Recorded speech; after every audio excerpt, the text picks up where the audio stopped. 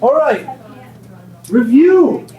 Starting now. I don't know what I'm doing. Review. Starting now. The microphone's not on the smartboard. Okay. So, ladies and gentlemen, yesterday I asked you to do a little bit of review while we went over your quiz. And I'd like to take a look at some of that review today, talking a little bit about everything, starting with some of these FRQ AP questions. They're good stuff, let me tell you. Good stuff. Good stuff. Okay. I put a lot in here. It is not my intent for you to do everything. It's simply a good supplemental review. You've got the very first question is a FRQ involving a differential equation. You've got 3x squared plus 1 divided by 2y. So of course this is asking you to use separation of variables. So that's a really good question. Also having you find an approximation f of 1.2. I do have solutions here. I will put the solutions online for you tonight, so you can have as much to review as you'd like. Then there's a couple of these worksheets here that kind of contain a lot of random practice.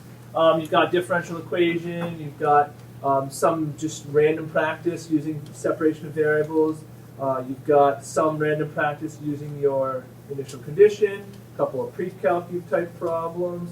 There's one in here that I wanted you to skip. It was 7. Don't do 7 on worksheet A.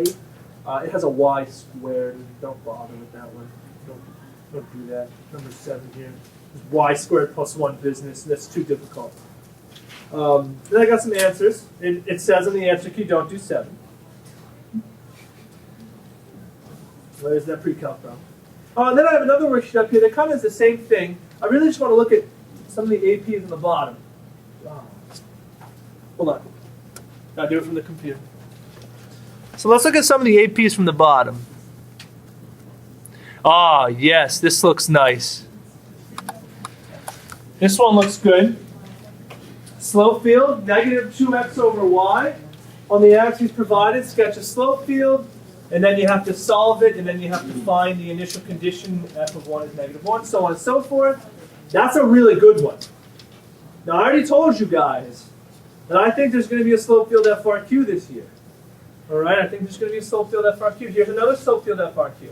So it's really whatever you would like to review. I'm down to do any of these problems. They're all good. Is there one in particular you've stumbled upon for a question? Or would you like me to put the answer key online and give you like 5 minutes to look at everything? Yes, Noel? Can you go for 8? Yeah, 8. Where are we, Noel? On the second page.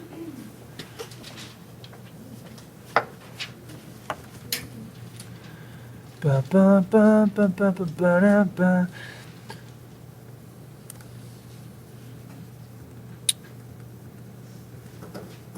All right, this? Yeah. Okay, let's take a look.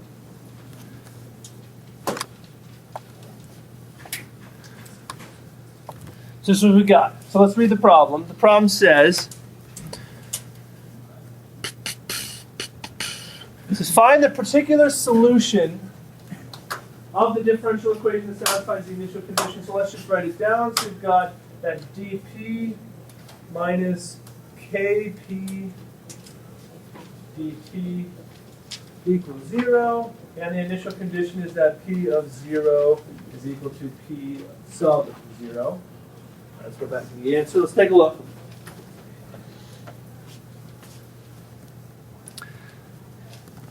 Okay. So first things first, we've got dp equals kp dt provided to us. And then it looks like we're going to basically 1 over p dp equals k dt. Let's see. Divide by p. Solve for p. Multiply both sides by that. We get c e to the kt. P sub 0. So it looks like we're using law of exponential change. We've got the constant c that's going to be replaced by p sub 0.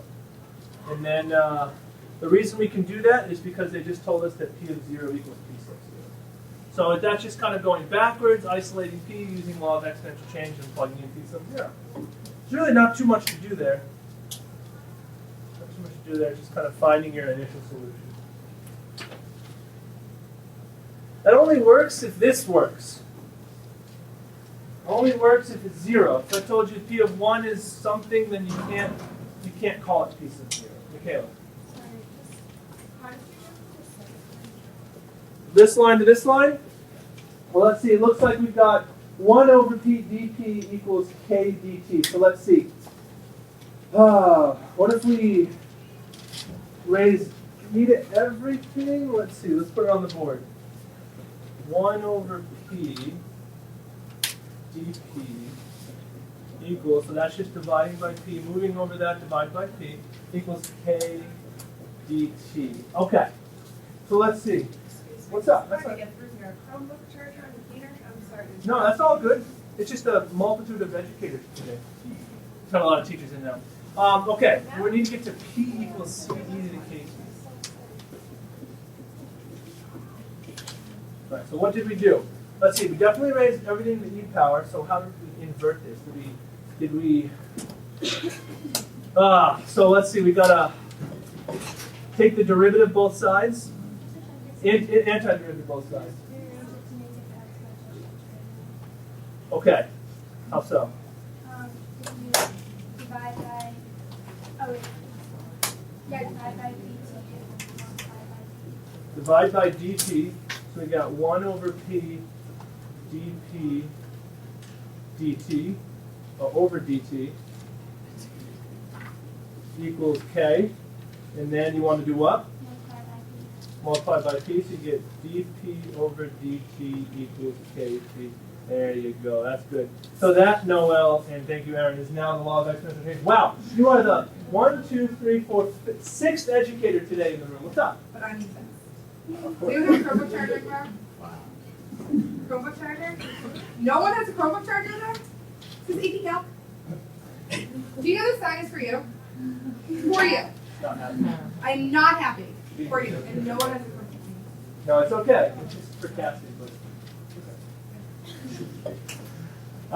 okay. Yes, excellent, Aaron. This is the law of exponential change. Noel. Whenever you have a differential that is basically the original times a constant, you can simply just say that this formula is true. So you don't have to do anything. But can you get this formula otherwise? Let's see. You integrate, because the antiderivative of p to the negative 1 would be natural log absolute value. We can't integrate the k. Or I guess we could do it with respect to t. So what if we tried it? What if we tried it? So what if we did the integral of both? So we do ln absolute p equals I don't know. kt plus c, and then we do e to everything.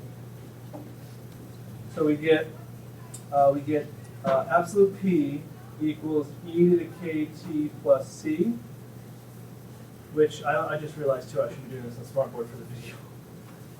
Cassie's just watching that. So we get p equals plus minus e to the, split this guy up, you get e to the c, e to the kt, and then e sub c plus minus becomes y sub 0. So you get the same answer if you were to integrate it. I feel Aaron's way is much more efficient, but that's how I would do the problem. I would think to integrate it. Talk to me, Eli. So, why is it that you can say that because d over t, or d over dt? This guy? Why does that convert? Yeah, law of exponential change says that if you have a differential that is equal to the original times a constant, then this formula holds true. The law of exponential change holds true, which is this formula. Okay. So the definition's in the book as to why. We proved it in class. We proved it, but you can automatically make that assumption that the original has to look like that. P sub 0 e to the kt. Or you can integrate it because it's fun. All right. Sorry, video watchers. I will start working on the smartboard. I've said nothing relevant. I should probably just start the video. No, it's okay. I want Miss Piliotis in the video. All right. Okay. What else we got? Any of the FRQs? Because that's really where the money is.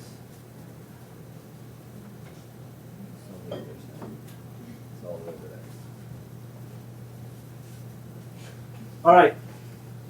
Anything? Any FRQs? Should we just do one at random? Because they're fun? You want to do one of the slope field ones? Sure, no problem. Anyone in particular? Sure, that one looks great. All right, do it on the smartboard. Do it on the smartboard. All right, here we go. Let's grab it. Oh, this problem looks nice.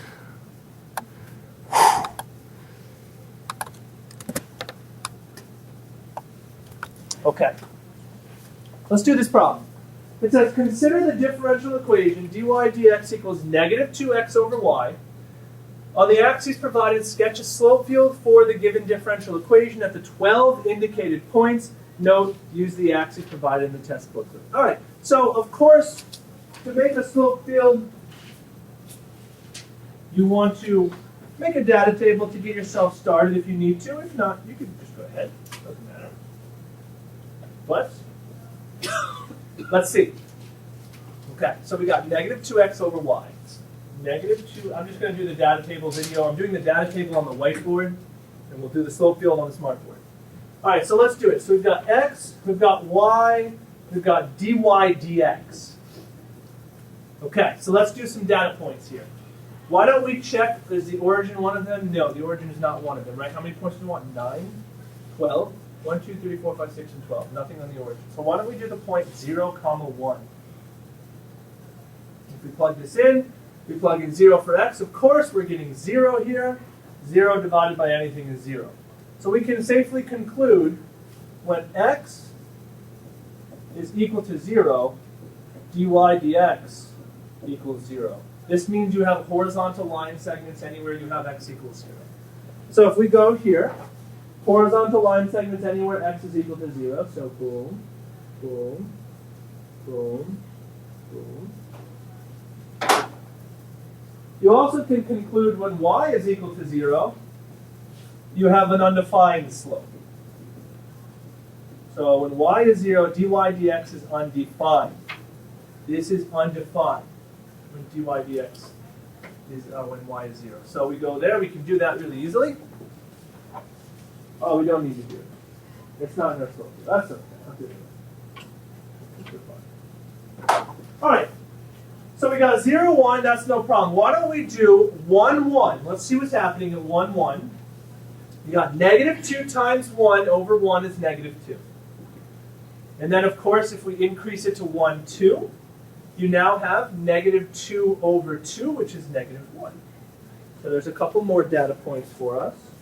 Zooming green. So we have this one is, let's see, it's negative 2 first.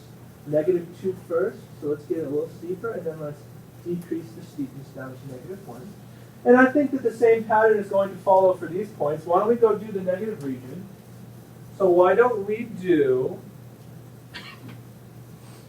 1, negative 2 first. So let's do 1, negative 2. So if I plug this in here, I'm going to get negative 2 divided by negative 2 makes positive 1.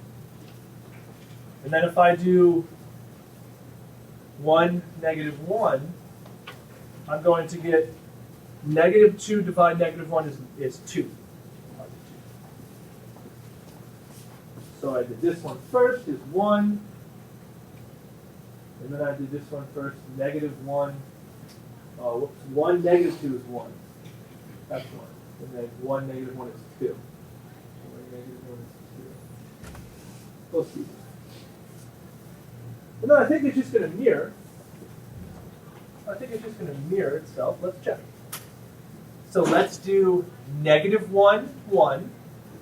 And let's do negative 1, 2. And again, this isn't necessary. You don't have to make the table, but you can try. So negative 1, 1 will give you a slope of positive 2 over 1 is positive 2. Positive 2 over 2 is positive 1. So yep, it mirrored. So we've got negative 1, 1 to be 2.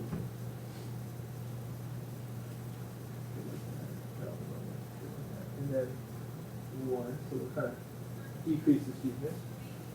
And then I think this side will mirror 2. Let's see. Last 2 points to check are simply negative 1, negative 1. Negative 1, negative 1, negative 1, negative 2. Let's try them. This becomes 2 over negative 1, negative 2. This becomes positive 2 over negative 2, negative 1. We're done. All right, negative 2, then negative 1. Negative 2, then negative 1. Okay. So it is, in fact, good slope. Questions on that piece? All right, let's try the next piece. Let y be the particular solution to the differential equation with the initial condition that f of 1 is negative 1. Write the equation for the tangent at 1, negative 1 and use it to approximate f of 1.1. Okay, here we go. What's up, Eli? I'm just thinking like for negative 1, 1. Negative 1, 1, Eli, yeah? Negative 1, 1. Is it wrong? Let's check it. Negative 1 goes in, you get positive 2 over 1 is positive 2. We're backwards. Sorry. So it goes positive 2, or positive 2 is a little steeper than positive 1. A little steeper. How's that? Thank you, Eli. That definitely fits the symmetry as well. It should be symmetrical. It needs to have that symmetry. Okay, moving on to this guy. Initial condition of 1, negative 1. All right, we're gonna do this. I didn't. Oh, okay. Wow. I'm gonna just scoot over here for a sec. We're just gonna undo that again. One more time. Aha! And let's do this problem down here. Okay, here we go. So fx is the particular solution with the initial condition. Write an equation for the line tangent. So write an equation for the tangent to f at 0.1, negative 1. And slope of dy dx equals, bless you. All I need is the slope at this point, 1, negative 1. The slope at 1, negative 1, we found to be, what is it, negative 2? 1, negative 1 makes plus 2. Plus 2. Oh, wait, hold on. Is that piece wrong too? What happened? 1, negative 1, x is 1, so that's negative 2, divided by negative 1 makes positive 2. You just looked at the wrong point. Did I look at the wrong point? Wrong point. 1, negative 1 right here. Negative 1. Okay, so tangent. Y minus y1 equals m x minus 1. So let's rearrange. So y plus 1 equals negative x plus 1. So y equals negative x.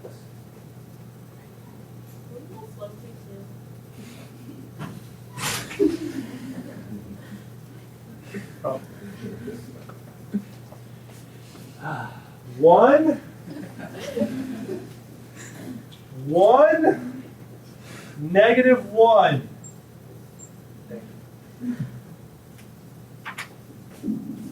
What would I do without you guys? 2, 2x minus 2. So now you minus 1 and get 2x minus 3. How's that? Okay. Okay. We're good. We're moving. Here we go. Use it to approximate f of 1.1. Well, here's what that means. That means we have a fancy tangent, and the tangent is now going to give us approximations. So to approximate f of 1.1, this is my y value. My x is 1.1. So the answer to the question would be f of 1.1 is approximately, this is an approximation, 2 times 1.1 minus 3. Okay? So when you're asked to use the tangent to approximate something, I like to use the squiggly equals indicating this is just approximation. This is not the exact value of f. In fact, we're going to go find the exact value of f at 1.1 most likely in part C. So the answer is that f of 1.1 is approximately, what's this equal? 2.2 minus 3?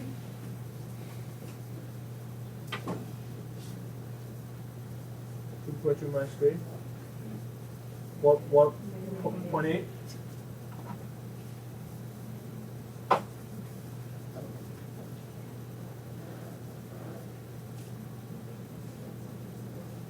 How's part B? How's that? Pretty good? I think you're going to have a Sophield FRQ on this assessment. Lucas, what's up? Oh, I thought it was something riveting. Yes, Lucas, you go ahead. No, not usually. I mean, it's typically like, it's like every few years, and they've had one, though, for the past 2 in a row. So like It's becoming frequent. I think it's going to happen again. Last part. Find the particular solution to y equals f of x at the initial condition 1, negative 1. All right, now we're talking. This is the big stuff. This is the, oh man. All right, dy dx equals negative 2x over y. When you see a slope field or a differential equation involving 2 variables, what method of integration is it? Separation of variables. Absolutely. You must find all the y's on one side, all the x's on the other. So this is a simple cross multiplication. Green. Cross multiply. So you get that y dy is equal to negative 2x dx. Then we will drop integrals in the problem. Integrate both sides with respect to their normal variable.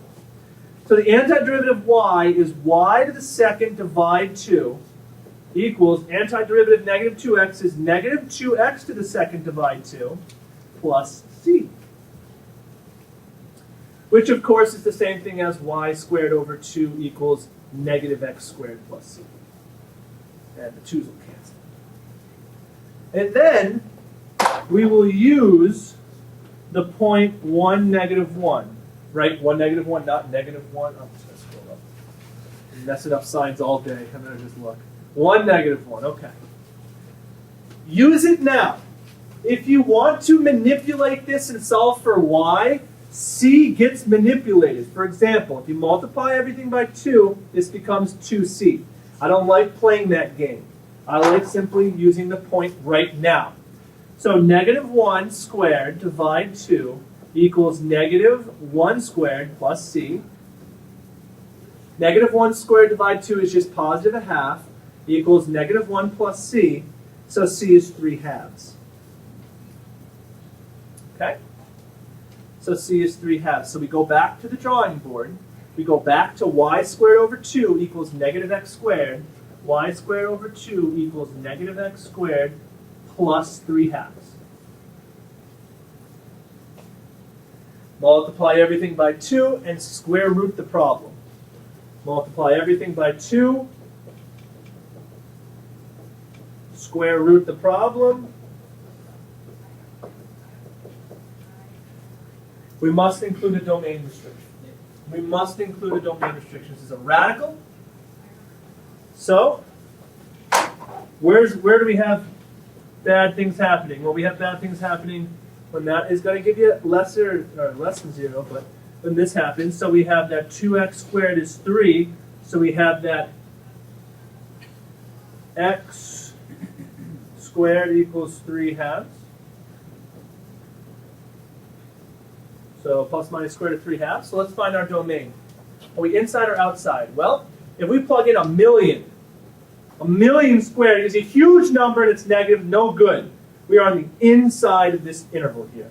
So the domain restriction is simply that this is only valid on negative square root 3 halves to positive square root 3 halves.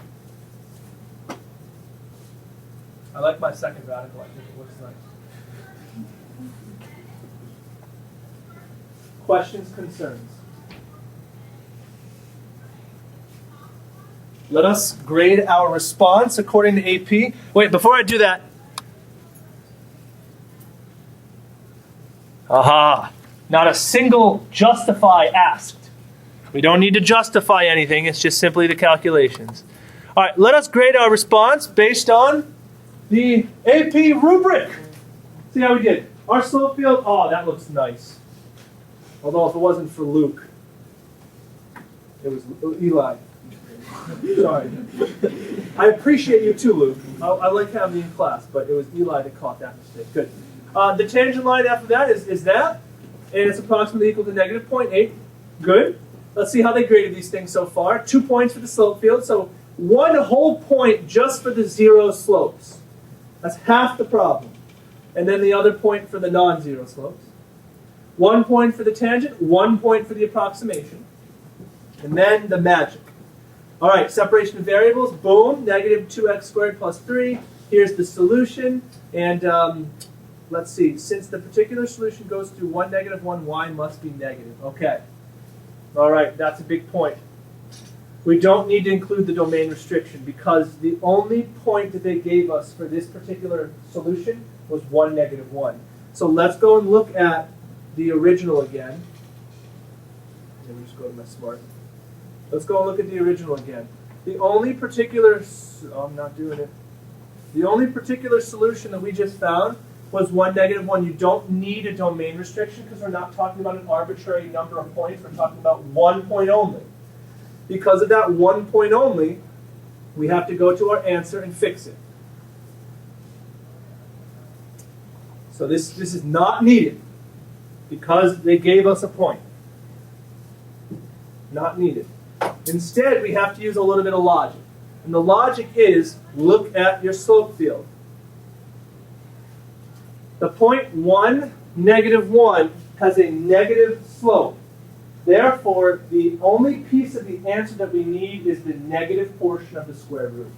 We do not, all right, slope's positive. Okay, good. So why do we take the negative piece? Find a particular solution. Okay, what's the slope though? Slope's positive 2? All right, what did they say? Why do we take the negative piece then? I'm not nervous. Ah, see? What is that? Is that the other cop? What? The calibration has nothing to do with it, unfortunately. It's all about, they're like 4 or 5 years past their expected decay rate. We could actually do a problem to solve it. All right, let's go find it. Go find this.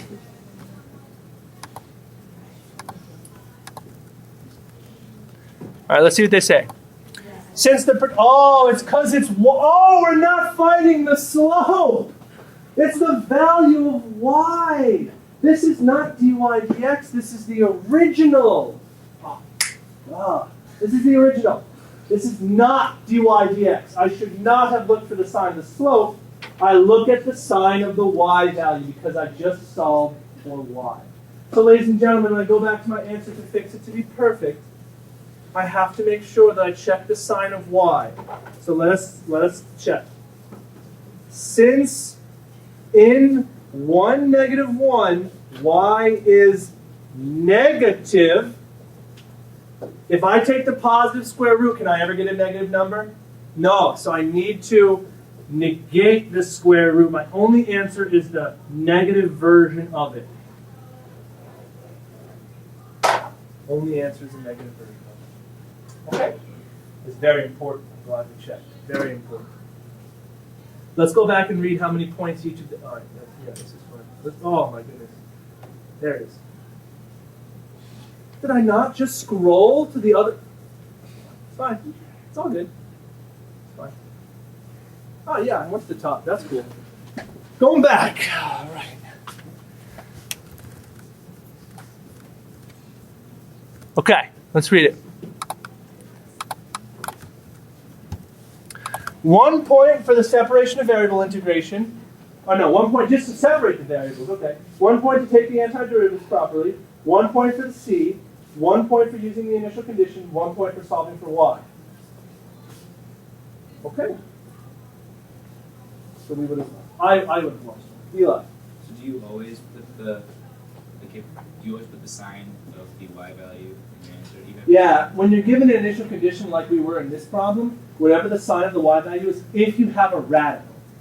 Only applies to radicals. The reason is, Eli, this radical could never give you a negative result.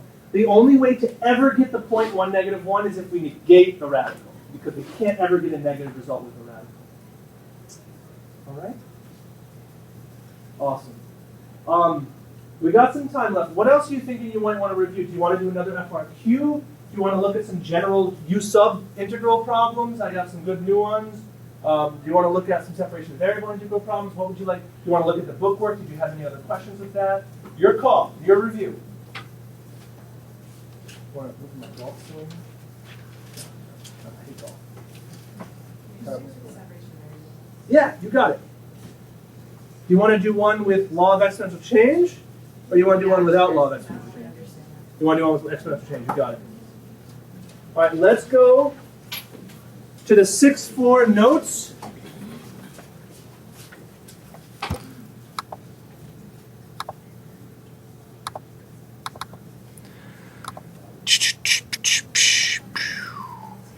All right, let's do one of these problems from 6-4.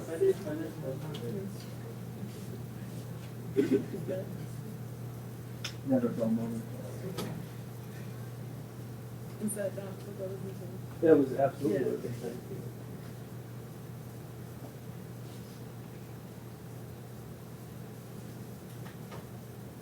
So let's do. The pressure when it's video. Go back and listen to my humor and realize it's actually not funny. Because in the moment you're all fooled. Okay. Law of exponential change. Here it is, in all of its glory. The law of exponential change, this was the proof that we did. This is the actual law. So here's what it says. Whenever you have this type of situation where you have dy dt equals ky, then y sub 0 is equal to y, that initial value, if and only if a t equals 0. The initial condition x value must be 0. This only pops up typically when we have a logarithm or an exponential in the problem. So here's one that involves the law of exponential change. I'm going to do it on the smartboard. Okay. It looks pretty friendly. In order to solve for this, why don't we times by dx both sides? So dy equals 2xy dx. And then we divide both sides by dy, so we get 1 over y dy equals 2x dx. So it's solved the same way so far. Every separation of variables problem, you need to split up your y's and your x's. All right? Now we drop integrals in. The antiderivative of 1 over y dy is natural log absolute value y. The antiderivative of 2x, we just did that, is just x to the second plus c. This is a rare occasion when we would not use the initial condition right away. And the reason is because you have an absolute value. And you can't plug in your initial condition right now in the absolute value because obviously the absolute value has two separate answers. You have to break up your absolute value. So if we break up the absolute value, first of all you got to get rid of the ln. So you do e to everything. E to everything gets rid of ln. So you're left with absolute value y equals e to the x squared plus c. Light should go off in your head. This is the law of exponential change. Okay? Whenever you have that e to the stuff business. So let's switch this up to e to the c, e to the x squared. This is using rules of exponents. You break the absolute value by doing plus minus.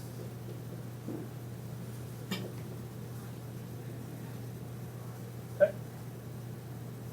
What's up? No, I was just saying you put the antiderivative of x to the e to that, right? You put the antiderivative of x to the e. Yeah, basically. And then the beginning. And then you just take the out the element.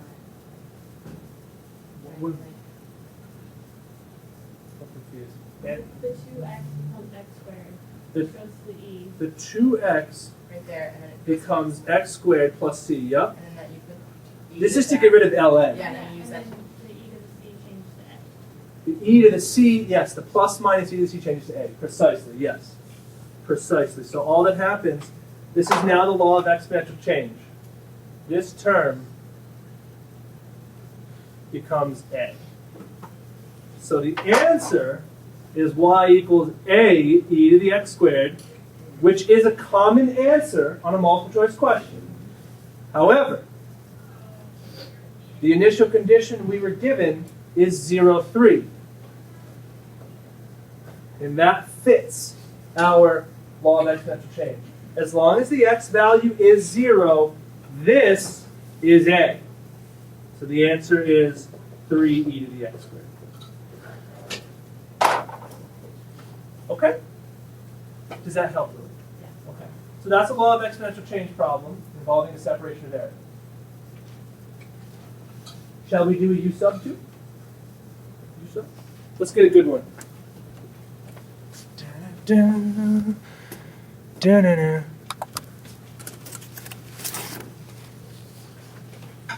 I got some quizzes to hand back in a second. I'm going to steal one off the retake I made. It was good.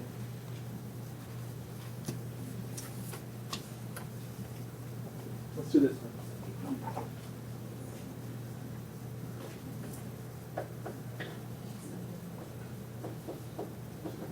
Hey, don't forget, on this quiz, I'm not going to tell you anymore to integrate by derivative facts and integrate by u sub.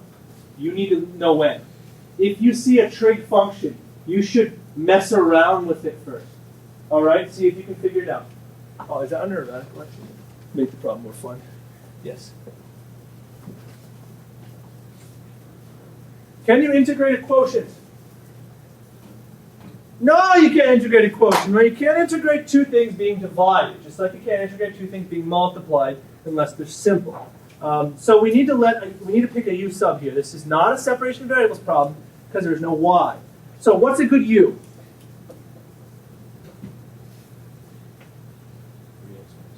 3x squared minus 4. What's a bad u? Well, some people might think to make the entire u square root 3x squared minus 4. It's not going to help you. It's not going to help you because the derivative of the radical is 1 over radical, and then now you have a radical in the bottom again. It doesn't help. Actually, it'd be in the top because you solve for dx, but it wouldn't help. Other people might think u might be just 3x squared. Of course, that doesn't work because then you have u minus 4 under a radical. No good. This is the best u. Let's see why. Du is 3x squared. That's 6x dx. So 1 over 6x du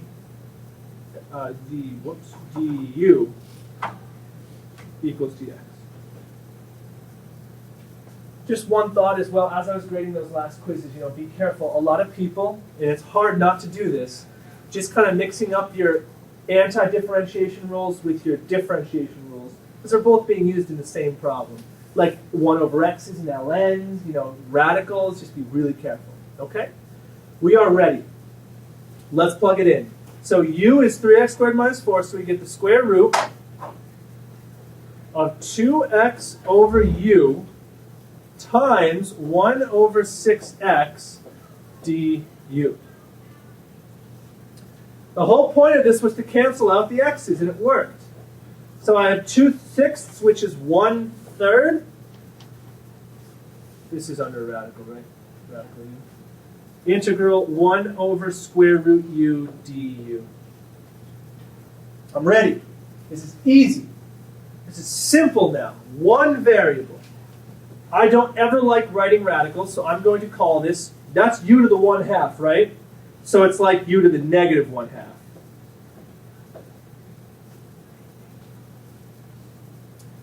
So now I anti-differentiate it, which means I need to add 1 to the power. So this becomes 1/3 times u to the 1/2 plus 1 is u to the 1/2 divided by 1/2 plus c. So my final answer will be 1/3 times 1/2 is just 2. U is 3x squared minus 4 plus c, or 2/3 3x squared minus 4 plus c. You don't need the parentheses anymore because c will just still be a constant. Will still be a constant. So you can call it c sub 2 if you want to, but it doesn't matter.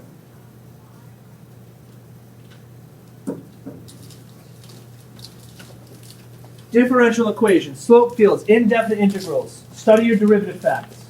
Is there anything else I can assist with? other than handing back these quizzes. What's up, Michaela? Just I know like homework, I think we have to know like some of the compounded, like the interest. Yes, compound interest, compound continuously, half-life, all those. Do we have to know like the payments are like, it was, it's like the month, like what we used to do in pre-calc, like the months and years. Okay, so you mean like when you divide the power by What something? is it compounded? You need to know, all the compounded formula is just one formula. It just has n in it, right? So it's like you take the r and divide it by n, and you multiply t by n, where n is the number of times per year the interest is compounded. So it's just one formula. It's like p parentheses 1 plus r over n close parentheses raised to the n times t. So you just memorize that one formula, and then, semi-annually is twice a year, quarterly is 4 times a year. That's the value of n. You need to know that formula. You need to know PERT. You need to know your growth. You need to know your decay. All those old pre-calc formulas. And they're in the notes too, 6-4 notes. Okay? All right. I am handing back some quizzes. If I give you a quiz back right now, just know that you can do your corrections on the quiz and bring it back to me sometime before the test if you have time. No Mars still? Is Mars okay? Oh, that's right. Mars had the surgery. Paige, Lila, and my other class. So, Lily and Elena, if you guys want to do corrections over the weekend, you can bring it to me, and then I can check it off for you and I can tell you what you got. All right? Ladies and gentlemen, that's all I got. Test is Monday. It's going to cover 6-1, 6-2, 6-4.